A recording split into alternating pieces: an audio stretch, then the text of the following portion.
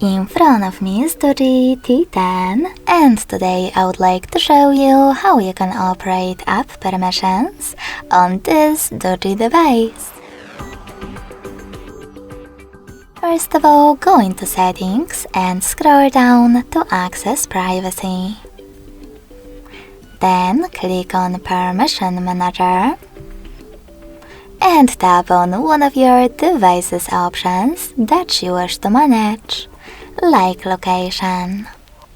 Following that, you need to tap on one of your apps. I will go with Camera. Now apply the best option for you from the list of available ones. Allow only while using the app, ask every time, or don't allow. I want to set up allow only while using, so I have to click on it and go back. As you can see, after that, Camera just gained access to my device's location if I'm using it. But you can always click on any app, scroll all the way down instead and tap on See All Permissions. Then manage all of them only for this app from here.